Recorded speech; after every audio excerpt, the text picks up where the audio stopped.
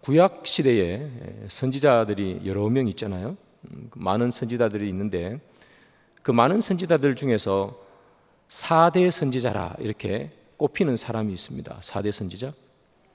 그 4대 선지자가 누구냐 하면 이사야, 예레미야, 에스겔, 다니엘 이렇게 4명을 4대 선지자라 그렇게 부릅니다. 이 중에서 이사야는 이 나머지 3명보다 한 2, 3세대 앞에서 활동했던 사람이에요. 그러나 예레미야와 에스겔과 다니엘 이 3명은 동시대 사람입니다. 같은 시대에 활동했어요. 같은 시대에 활동했는데 활동의 그 범위가 조금 달라요. 예레미야는 예루살렘이 멸망하기 바로 직전, 바로 직후 그때 주로 사역했던 사람이 예레미야가 됩니다. 그리고 에스겔은 이 예레미야보다 시간적 범위가 훨씬 넓습니다.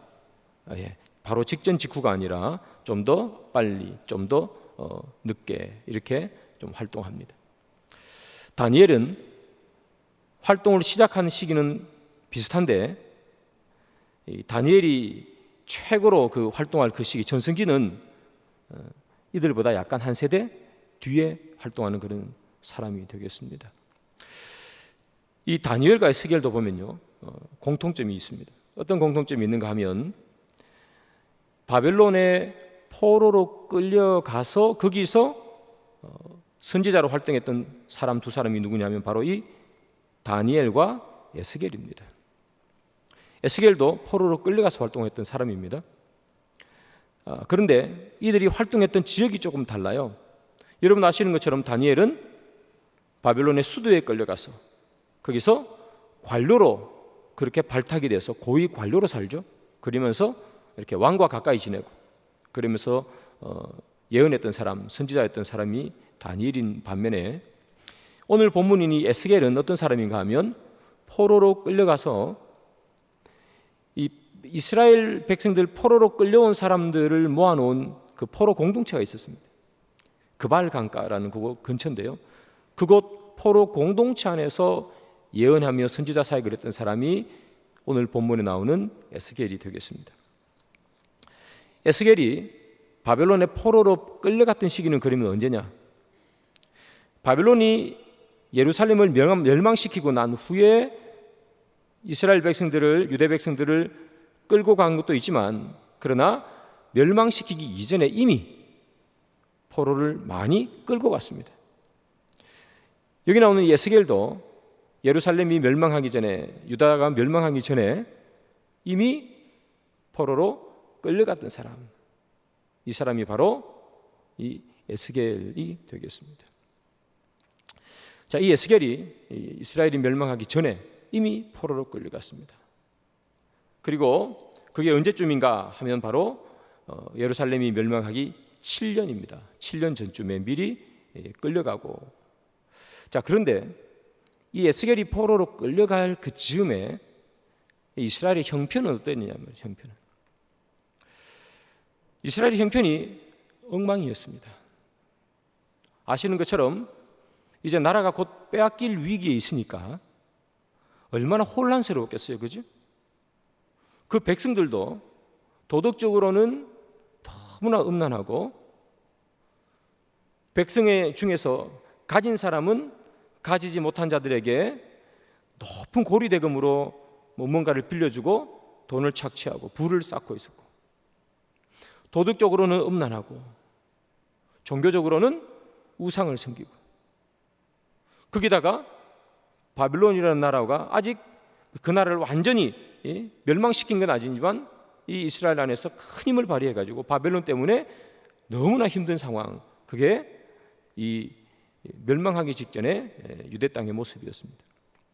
자, 그런데 그런 힘든 그 가운데 살았지만 그 사람들이 가지고 있는 딱 하나의 그 희망이 있었습니다. 희망. 그 희망이 뭐냐 하면 거짓 선지자들이 이렇게 예언했어요. 우리는 바벨론에게 멸망하지 않는다. 하나님께서 우리를 지켜주실 것이다. 성전이 여기 있지 않냐? 성전이 있다는 것은 하나님이 그곳에 임재한다는 건데, 이 성전이 여기 있고 하나님이 우리와 함께 계시고 하나님이 우리의 아버지 되시는데 어떻게 우리가 바벨론이랑 그 멸망할 수가 있겠나? 걱정하지 마라. 하나님이 바벨론을 없애주실 것이다. 그렇게 거짓 선지자들이 예언을 했습니다. 여러분 아시는 것처럼 예레미야나 이런 사람들은 바벨론에 항복하라 그러잖아요. 항복하라. 근데 거짓 선지자들은 아니라, 하나님이 이기게 해주신다, 그렇게 얘기했단 말이죠. 그래서 이스라엘 백성 속에 너무나 힘든 상황 속에 있었지만 그들이 가지고 있는 딱 하나의 소망, 그래, 하나님이 이기게 해주실 거야 하는 소망이 그들에게 있었던 거죠. 그런데 여러분, BC 586년이죠. 바벨론이 예루살렘을 함락해버렸습니다. 이제 유대 땅이 없어져 버렸습니다. 그들이 딱 하나 믿고 있었잖아요. 하나님이 그들을 지켜주실 것이다. 성전이 여기 있으니 우리는 이 바벨론과의 전쟁에서 지지 않을 것이다. 철떡같이 믿고 있었는데 예루살렘이 멸망해버렸습니다. 마지막 하나, 너무 힘든데 마지막 하나의 동아줄 하나 잡고 있는데 그 동아줄이 끊어져 버린 거죠. 백성들의 마음이 어떻겠습니까? 절망이죠. 소망이 하나도 없는 겁니다. 백성들은 포로로 끌려갑니다. 이제 바벨론은 본격적으로 이스라엘 안에 들어와가지고 그 사람들을 괴롭힙니다. 여러분, 나라가 망했습니다. 망한 나라의 백성이 무슨 힘이 있습니까? 바벨론의 거지가 와서 뭐라 그래도 꼼짝 못하는 것 아니겠어요? 너무나 힘든 상황이 그들의 앞을 지나갑니다. 소망도 없고 빛도 없습니다. 절망 가운데 하루하루를 살았던 것이 여기 망한 나라 유대 땅의 백성이었습니다. 예루살렘이 멸망하고 1년, 2년 시간이 흘렀습니다. 몇 년이 흘렸나 하면 14년이 흘렸습니다. 14년이 흐르니 이 이스라엘 백성들 가운데서 이제 소망이나 희망을 찾는 자가 하나도 없어졌습니다. 그렇지 않습니까, 여러분? 나라 망하고 14년이 지났는데 어디서 소망을 찾겠습니까? 절망이 체념이 되고 그 절망과 체념이 이제 익숙해졌습니다. 그때 분연히 일어나서 하나님의 말씀을 선포했던 선지자가 오늘 본문에 나오는 이 에스겔입니다. 에스겔은 무엇을 선포했는가? 에스겔은 전반부가 있고 후반부가 있는데요. 전반부는 이 에스겔이 예루살렘이 멸망하기 전에 했던 이야기입니다. 뭐라고 얘기했느냐? 하나님이 우리를 심판하실 것이다. 너희들 돌이키지 않으면 하나님이 우리를 심판하실 것이다. 그런데 이스라엘 백성들이 안 돌이켜서요, 이스라엘이 망했지 않습니까? 그리고 14년이 흘렀습니다. 이제 에스겔이 다시 일어나서 선포하는데 뭘 선포하느냐? 하나님께서 우리를 심판했지만 그러나 그 심판은 영원한 심판이 아니라 하나님께서 우리에게 매를 치신 것이지 우리를 던져버린 것이 아니라, 우리는 비록 나라가 망하고 이 심판을 받았지만 그러나 하나님은 여전히 우리 하나님이시기에 우리에게는 희망과 소망이 있다. 그러니 지금부터라도 포기하지 말고 정결하고 우상을 버리고 하나님 앞에 경건하게 살자. 그러면 하나님께서 다시 우리를 일으켜 주실 것이라 회복을 선포하십니다. 이게 에스겔이에요. 모든 사람들이 다 절망하고 시간이 흘러서 나라가 망한 지 14년이 지나 모든 사람들이 다 회복될 것을 체념하고 사는데 그때 분연히 에스겔이 일어나서 선포한 말씀, 하나님이 다시 회복시킨다. 그 이야기를 선포를 했습니다. 그리고 이 에스겔이 본 유명한 환상, 마른 뼈가 소생하는 환상이죠. 여러분, 그러면 이 마른 뼈가 소생하는 환상의 의미가 뭔 줄 아시겠죠? 마른 뼈가 뭡니까? 생명이 없는 것 아닙니까? 호흡이 없는 것 아니겠어요? 마치 무엇을 상징합니까? 지금 망한 나라를 상징하는 거 아니겠어요?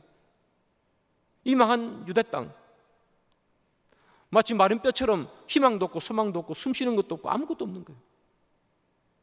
그러나 마른 뼈가 어떻게 돼요?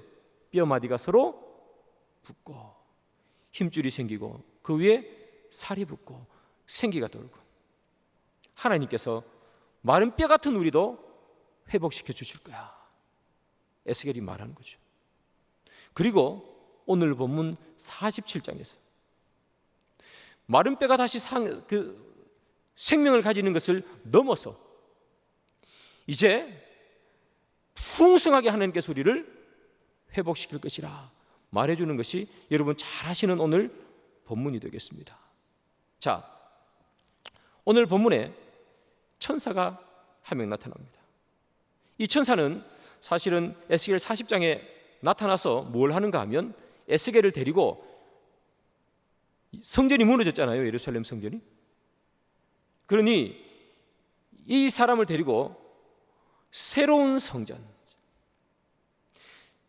성전을 이곳저곳 데리고 가면서 보여줍니다, 천사가. 그리고 오늘 본문에 나오는 47장에서 또 천사가 이 에스겔을 데리고 어디를 보여주는가 하면 성전에 데리고 갑니다. 성전문에. 한번 보겠습니다. 에스겔서 47장 1절, 2절, 2절인데요. 우리가 같이 한번 읽어보겠습니다. 조금 읽으면 이게 도대체 무슨 말인지 되게 헷갈리는데 설명을 잘 해드리겠습니다. 시작. 그가 나를 데리고 성전문에 이르시니 물이 나와 동쪽으로 흐르다가 성전 오른쪽 제단 남쪽으로 흘러 내리더라.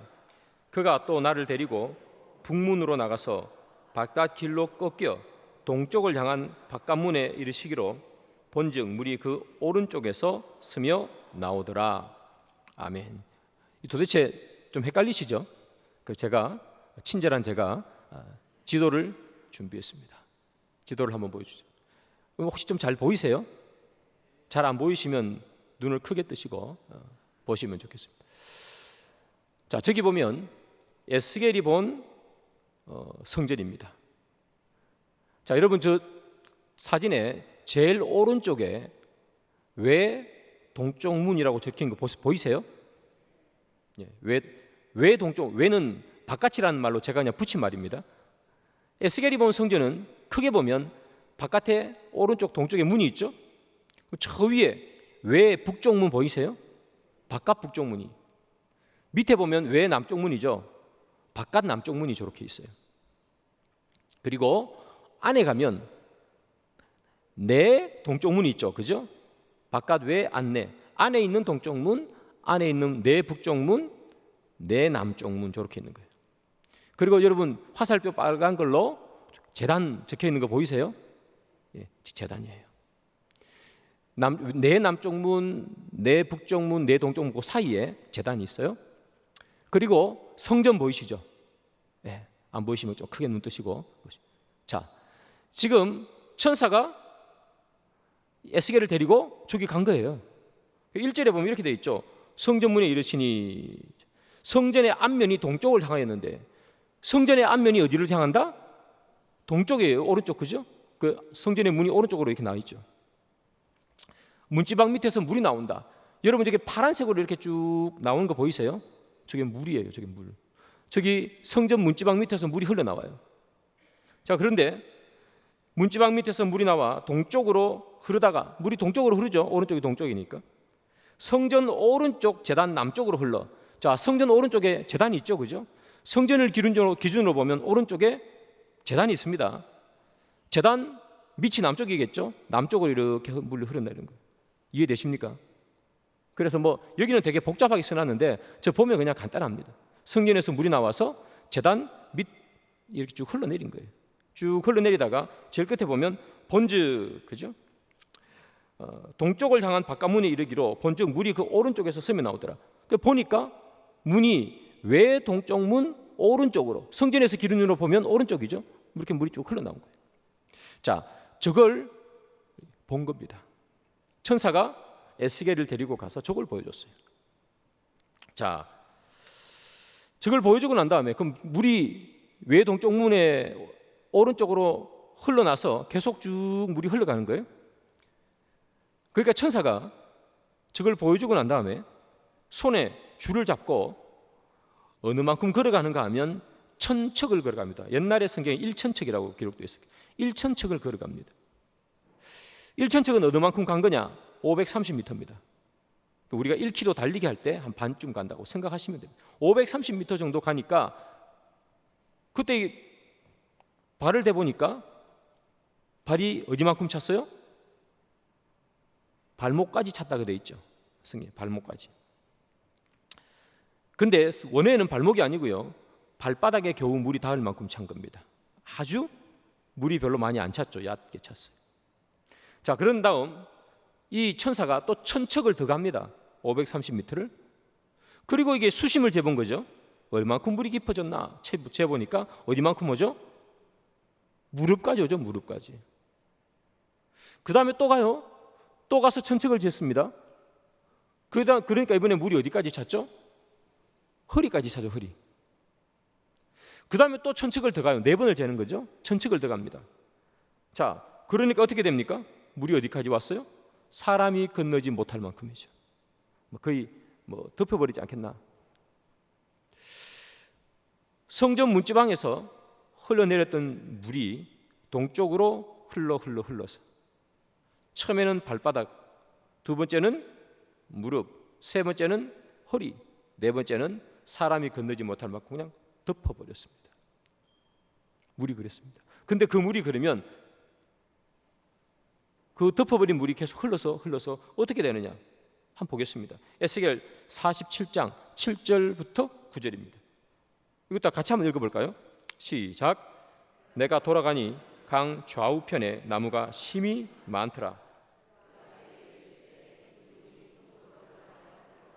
아라바로 내려가서 바다에 이르르니 이 흘러내리는 물로 그 바다의 물이 되살아나리라. 이 강물이 이르는 곳마다 번성하는 모든 생물이 살고 또 고기가 심이 많으리니 이 물이 흘러 들어가므로 바닷물이 되살아나겠고 이 강이 흐르는 각지에 모든 것이 살 것이며. 자, 성전의 문지방에서 흘러내렸던 물이 제단 남쪽을 향해서 흘러내려가다가 왜 동쪽 문 또 오른쪽으로 물이 쭉 흘러갔는데 1000척 4000척을 흘러갔습니다. 그리고 계속해서 그 물이 흘러가니 어떻게 됐는가? 물이 아라바로 내려가서 어디에 됐다? 바다에 이르렀다. 아라바로 내려서. 그럼 아라바는 도대체 뭐냐면 아라비아일까요? 자, 아라바는 뭐냐면 사해 남쪽에 있는 사막입니다. 광야 같은 곳이죠. 사막. 여러분, 사막에 무엇이 살까요? 이스라엘 사해 밑에 있는 그 사막은요, 아무것도 살지 못합니다. 너무 메말라가지고 생명력이 하나도 없는 곳입니다. 성전 문지방에서 흘러내려오는 물이 그 사막을 지나간다는 거예요. 자, 사막을 지나가니까 어떻게 됐습니까? 7절에 나무가 심이 많더라. 아무런 생명력도 없는 곳에 물이 흘러가니까 어떻게 돼요? 나무가 많아지더라. 근데 그 아라바에서 물이 또 어디까지 갔어요? 바다에 이르렀죠. 저 바다는 무슨 바다일까요? 사해를 말합니다. 사해. 사해는 사자 무슨 사자죠? 죽을 사자입니다. 거기는 염도가 너무 진해가지고 아무것도 못 살아요. 자, 사해 바다로 이르렀는데 그 바다에 어떻게 됐습니까? 모든 생물이 살고 바닷물이 되살아나고 각지의 모든 것이 살고 9절까지만 밖에 안 읽었지만 10, 11, 12절을 읽어보면 열매가 풍성해지고 그죠? 풍성하게 모든 것이 다 맺혀버렸어요. 사막이 나무가 많이 죽은 바다에 물고기가 살고 농부가 물고기를 잡고 열매가 풍성해지고 그렇게 됐다는 거예요. 그럼 여러분 이 환상이 뭘 의미하는지 아시겠죠? 에스겔이 살던 시대가 어땠다 그랬습니까? 소망이 없다 그랬잖아요. 나라 망한 지 14년입니다. 이제 14년쯤 됐으면 바벨론의 포로로 끌려갔으면, 그리고 바벨론이 그 나라를 통치하고 있었으면 이 사람들이 이제 그 나라에 식민지 생활하는데 이제 익숙해졌을 겁니다. 어린애들은 그 나라 말을 잃어버리고 바벨론 말을 썼을지도 모르겠습니다. 어린아이들은 태어나자마자 바벨론 사람으로 살아갔을지도 모르는 아주 익숙해진 상황입니다. 소망이 없어요. 돌이킬 소망이 없단 말이죠. 그런데 이 환상을 보여줍니다.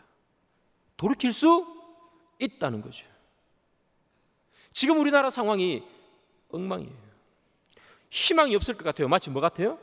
아라바. 그리고 뭐 같아요? 사해 같단 말이죠. 아라바 받고 사해 같아도 성전에서 흘러내려오는 그 물만 닿으면 다시 살아난다는 거죠. 다시 일어날 것이다. 소망과 희망을 말하는 거죠. 마른 뼈가 힘줄이 붙고 살이 붙어서 생명력이 있는 것을 이제 넘어서 풍성해진다는 거죠. 풍성해진다는 거. 저 사막에 핀 나무를 봐라. 얼마나 그 나무가 많이 자라있느냐. 사이에 물고기가 뛰어노는 것도 아니냐. 기적이 일어나지 않느냐. 성전에서 나오는 그 물만 먹으면 마치 이 사마리아 여인에게 하는 말이죠. 영원히 목마르지 않는 생수가 너에게 있다. 그 물만 먹으면 영원히 목마르지 않는 것 같은 그 생수가 나오기만 하면, 우리가 만나기만 하면 우리나라는 멸망하지 않겠다. 다시 소망이 있다. 그 얘기하는 것 아니겠어요? 그래서 백성들에게 희망과 소망을 주는 거죠. 우리의 소망은 하나밖에 없다. 사회 같은 우리 상황을 이길 수 있는 우리의 소망은 하나밖에 없다.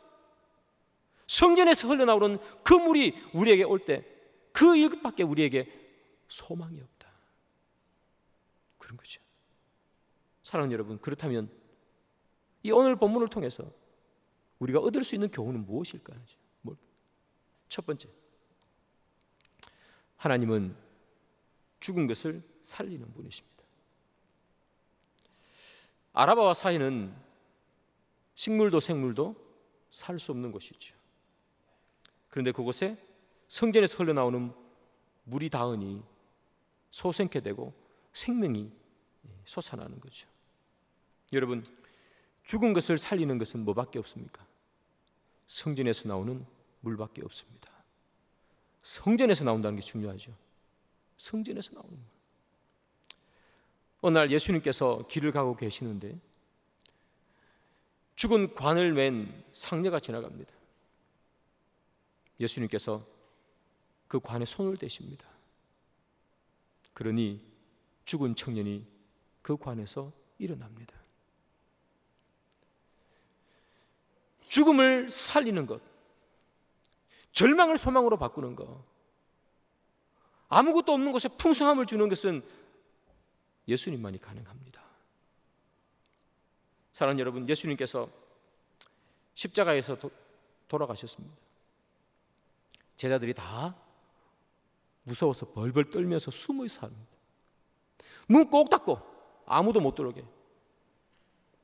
그때 예수님께서 부활하셔서 제자들에게 나타나십니다. 제자들을 만나십니다. 그 두려워하는 제자들, 아무것도 못하고 있잖아요. 그 제자들의 마음이 어떨까요, 여러분? 오늘 본문에 나온 이 아라바와 사해 같지 않겠습니까? 살아있으나 살아있다고 말하지 못하는 것, 문 꼭 걸어 잠그고 그 안에서 살아가는 것들. 예수님께서 그들에게 무엇을 선물로 주십니까? 부활한 예수님께서 그들에게 선물로 주시는 게 뭡니까? 성령을 받으라. 성령을 받으라. 예수님의 제자들이 그 문 걸어 잠그고 그 방 안에서 꽁꽁 마치 사해처럼 아라바처럼 죽은 자처럼 살고 있는 그들에게 성령을 주시는 거예요. 성령을 받은 그들이 뛰쳐나가서 복음을 전하지 않습니까? 죽은 자가 살아나고 소망이 없는 곳에 소망을 주고 희망이 없는 곳에 희망을 주는 그것은 예수님만이 가능하죠. 그래서 예수님께서 뭐라고 얘기하십니까? 나는 길이요, 나는 진리요, 나는 생명이라. 그렇게 말하지 않습니까?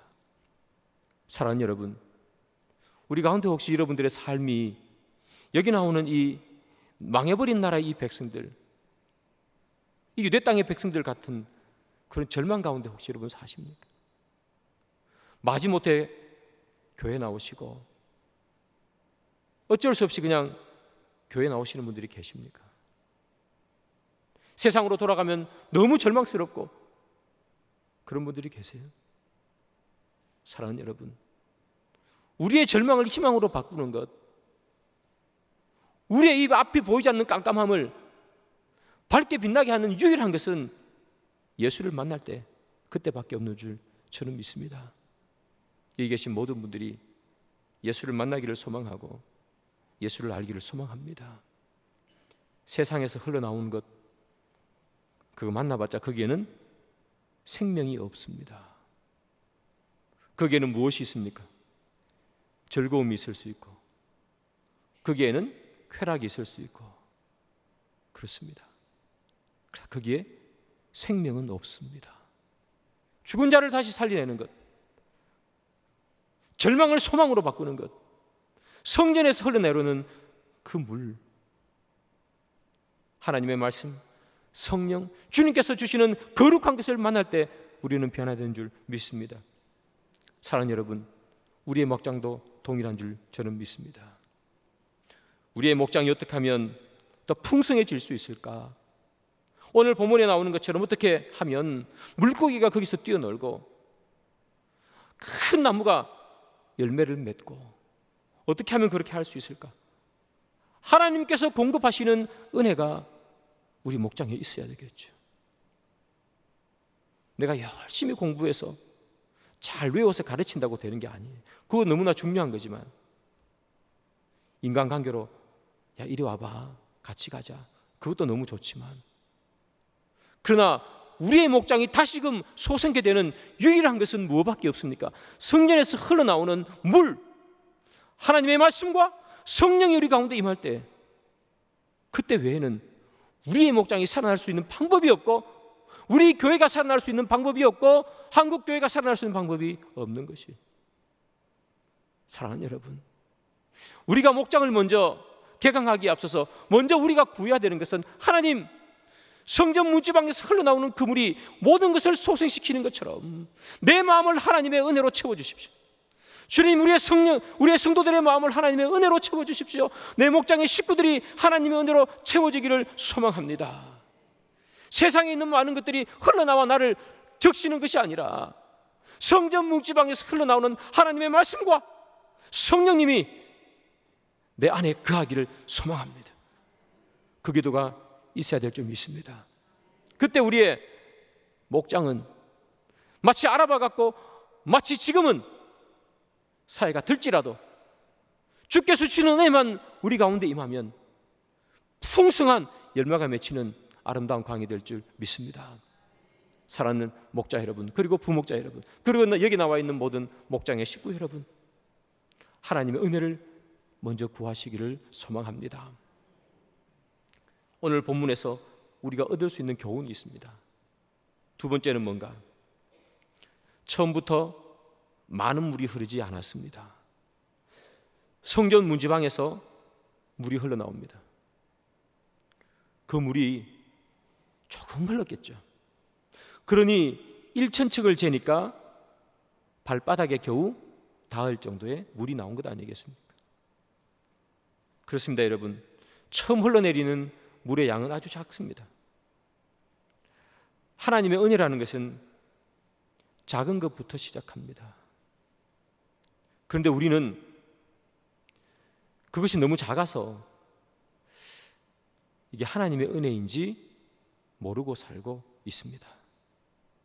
우리가 늘 바라는 것은 한 번에 그냥 우리 몸을 그냥 다 채우고도 남는 4,000척 지나서 나오는 그 물의 양만큼 단번에 그렇게 되기를 우리 원하지 않습니다.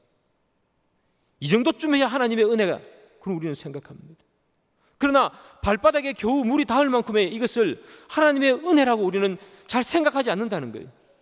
너무 작은 거라서 무시해버린다는 거예요. 그러나 시작이 어디서부터라고요? 발바닥에서부터 시작하는 거예요. 처음부터 우리의 몸을 뒤덮는 게 아니라는 거죠.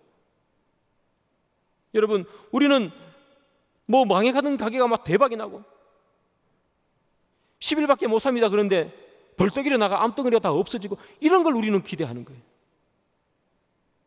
그러나 하나님께서 우리에게 주시는 은혜는 뭡니까? 발바닥에 겨우 물이 닿는 은혜입니다. 민감하지 않으면 알 수 없는 은혜예요.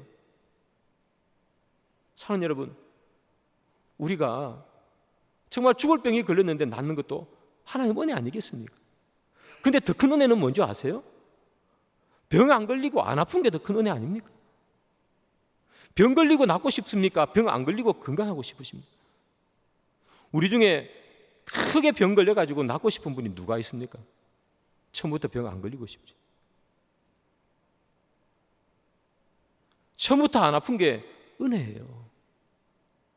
그런데 우리는 그걸 은혜로 모르더란 얘기죠. 오늘 하루를 건강하게 살아가는 것을 은혜인지 모르니 우리가 늘 생각하는 게 뭡니까? 죽을 만큼 아프다가 모든 병이 다 사라지는 거, 그걸 우리는 은혜라고 봅니다. 그것보다 더 큰 은혜가 뭡니까? 안 아픈 게 더 큰 은혜죠. 가게가 망해가다가 대박 나기를 원합니까? 아니면 처음부터 그냥 특별한 어려움 없이 그렇게 먹고 살 만큼 쭉 진행되는 게 좋습니까? 사랑하는 여러분, 너무 작아서 우리는 하나님의 은혜인지 잘 모르고 사는 게 얼마나 많습니까? 오늘 하루 호흡하는 게 얼마나 하나님께 감사합니까? 우리 아기도 저기 와 있는데 사랑하는 아기가 내가 키울 수 있다는 것, 그게 얼마나 큰 은혜입니까? 우리는 모든 것이 다 은혜 가운데 삽니다. 그런데 우리가 너무 큰 것만을 바라보니까, 한 번에 내 몸을 다 적시기를 원하니까 은혜인지 모르고 살더라는 거예요. 여러분, 예수님께서 아주 작은 한 명을 위해 그 땡볕을 걸어가시지 않습니까? 사마리아 여인을 두고 하는 말이에요. 그냥 다른 데로 둘러가셔도 되는데 일부러 유대인 예수님께서 사마리아 땅에 가시잖아요. 그 여인 한 명을 위해서, 그 여인의 한낮에 물기를 오는 것을 아시고 그 시간에 맞춰서 땀을 뻘뻘 흘리고 가시잖아요. 뭘 위해서? 한 명을 위해서 가는 거예요. 우리는 작은 것을 은혜로 잘 모르더라는 얘기죠. 오늘 이 시간 여기 나와 예배를 드리고 있지 않습니까? 은혜잖아요, 여러분. 얼마나 많은 사람들이 바깥에 나가서 부어라 마시라 먹고 놀고 있습니까?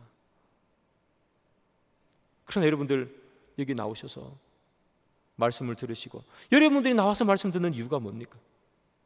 어쨌든 하나님 말씀대로 나도 한번 살아보고자 발버둥 치는 이 발버둥, 이게 이거 아니겠습니까? 움직임이. 이게 하나님의 은혜인 거죠. 사랑하는 여러분, 수로보니게 여인이 이렇게 얘기합니다. 예수님께. 개들도 주인의 상에서 떨어지는 부스러기를 먹고 사는데 나한테 그 부스러기 좀 주십시오. 그 부스러기가 뭐예요? 은혜 아닙니까? 이 여인이 뭐라고 그럽니까? 큰 것을 주십시오. 나를 한 번에 막 고쳐주시고 우리 집안 크게 부흥시키시고, 그렇게 상에서 떨어지는 부스러기 같은 은혜라도 나에게 주십시오. 그렇게 말하지 않습니까? 사랑하는 여러분, 큰 것이 하나님의 은혜입니다. 은혜가 아니라는 얘기가 아닙니다. 큰 것이 하나님의 은혜입니다. 그러나 큰 것이 시작하기 전에 뭐부터 시작하는 거예요? 작은 것부터 시작하는 거예요. 작은 것도 하나님의 은혜예요. 그 작은 것에 감사할 수 있어야 큰 것에 감사하는 거예요. 사랑하는 여러분, 우리 목장도 마찬가지겠죠. 내가 섬기는 그 목장이 엄청나게 많이 모이고 기도가 응답이 막 되고 그러면 얼마나 감사할까요? 그러나 그렇지 않아도 여러분, 내 목장에 목원이 1명, 2명밖에 없어도 예수님께서 1명을 위해서 걸어갔다고 말씀드렸지 않습니까? 1명밖에 없어도 내가 섬길 목원이 있다는 것이 감사한 거고, 나를 위해 기도해주는 목원이 있다는 것이 감사한 거고, 죄인인 나를 구속하셔서 하나님께서 나를 목자로, 부목자로 세우셔서 봉사의 자리에 앉히게 하신 것이 감사한 거예요. 사랑하는 여러분, 처음부터 물이 많이 흐른 게 아니에요. 작은 거예요. 작은 것에 은혜를 발견할 수 있어야 됩니다. 여러분들의 그 목장이 내가 바라볼 때 비록 초라하고 작아도 여러분, 작은 것이 시작인 거예요. 끝이 아니라는 겁니다. 마지막 오늘 이 본문을 통해서 우리가 얻을 수 있는 교훈 세 번째는 뭡니까? 갈수록 풍성해진다는 거예요. 갈수록 풍성해집니다. 우리나라 말 속담에 이런 게 있죠. 첫 술에 배부르랴 하는 거죠. 천척을 걸었습니다. 발을 디뎌보니 발바닥에 있는 거예요. 발바닥에 물이. 에이, 물이 뭐 별로 없네. 그냥 가버렸으면 몸을 덮쳐버리는 그 은혜를 어떻게 경험할까요? 또 걸어가는 거예요. 천척을 걸어갔더니 무릎에 물이 닿았죠. 또 천척을 걸어가는 거예요. 허리에. 또 천척을 걸어갑니다. 그제서야 물이, 내가 건너지 못할 만큼 많은 물이 생겼어요. 내가 건너지 못할 만큼의 많은 풍성한 물이 생기는 거. 여러분, 그건 언제 가능해요? 4,000척을 걸을 때 가능해요. 아무도 살지 못하는 사회, 거기에 물고기가 뛰어놀잖아요. 그죠? 물고기가 뛰어놀아요. 4,000척을 지나고 난 다음에 그 일이 생기는 거예요. 발바닥에 물이 잠기는데 뭐 물고기가 발바닥에서 만큼 물이 안 잠기는 곳에 어떻게 삽니까? 4,000척을 걸어가야, 약 2km를 걸어간 후에야 풍성해지는 것을 경험하는 거예요. 지금 우리는 시작이지 않습니까? 하나님, 내 인생에 내 삶이 왜 이랬습니까? 왜 나는 풍성하지 않습니까? 주님께서 뭐라고 말하실까요? 걸으라는 거예요. 걸으라. 포기하지 말고 걸으라. 포기하지 말고 주의 길을 걸어가라는 겁니다. 주의 길을 걸으면 하나님의 은혜가 무릎에, 그리고 포기하지 않고 걸어가면 허리에, 그리고 포기하지 않고 걸어가면 내 온몸을 감쌀 것이라고 말하지 않습니까? 온몸을 감싸기까지 우리는 인내하고 걸어가야 되는 거예요. 인내하고 걸어갈 때 비로소 하나님께서 소생케 되는 역사를 우리에게 주십니다. 하나님, 내 목장이 왜 이렇게 시들합니까? 주님께서 말씀하시는 말씀이 뭡니까? 인내하고 걸으라는 거예요. 포기하지 말라는 것이죠. 지금 네가 생각할 때 너의 상황과 네 삶의 정황과 내 목장의 상황이 이 발바닥에 물이 닿는 것만큼 그거밖에 없냐? 그래서 포기하고 가버리면 거기서 끝이죠. 그러나 포기하지 않고 주어진 그 길을 걸으면 마침내 풍성하게 우리를 둘러싸는 것 아니겠습니까? 사랑하는 여러분, 갈수록 풍성해집니다. 첫 술에 배부르지 않습니다. 여러분들이 걷는 길, 목자로서의 길뿐만 아니라 성도로서의 길을 말씀드립니다. 여러분들이 걷는 그 성도로서의 길, 주님께서 한 걸음 한 걸음 포기하지 않고 걸어오기를 소망합니다. 그러면 주님께서 우리가 감당할 수 없는 은혜를 주시는 줄 믿습니다. 또한 여러분들이 목자로서 그렇게 섬기시면 또한 주님께서 감당할 수 없는 은혜를 주시는 줄 믿습니다. 사랑하는 여러분, 여러분들에게 주어진 목자, 부목자, 이 사명자의 길이 힘들고 어렵겠지만, 그러나 여러분, 그 길을 걸으시기 바랍니다. 그 길은 무슨 길입니까? 성전에서 흘러내려오는 물을 밟고 가는 길입니다. 아무나 그런 은혜를 누리지 못합니다. 성전에서 흘러내려오는 그 물을 밟고 가는 은혜, 그 은혜 가운데 여러분들이 있다는 사실을 꼭 기억하시고, 사랑하는 여러분, 주님께서 주시는 풍성한 은혜를 경험하는 그날까지 포기하지 마시고 목자로서의 사명, 부목자로서의 사명, 성도로서의 사명을 잘 감당하시는 여러분들이 되기를 소망하며, 또한 이 시간 여러분들 가운데 여기 이스라엘 백성들처럼 너무나 힘들고 공고한 시간이 있는 분들이 있다면 간절히 기도하시기 바랍니다. 주님, 성전에서 흘러내는 물이 필요합니다. 내가 이제까지 성전에서 흘러내려오는 물이 아니라 사람이 주는 물로 내 인생을 바꿔보려고 노력했다면 이제 성전에서 흘러내려오는 하나님의 은혜의 물이 나에게 흘러넘쳐서 나를 바꿔주시고 나를 뒤덮어 주옵소서. 기도하시는 여러분 되기를 소망합니다.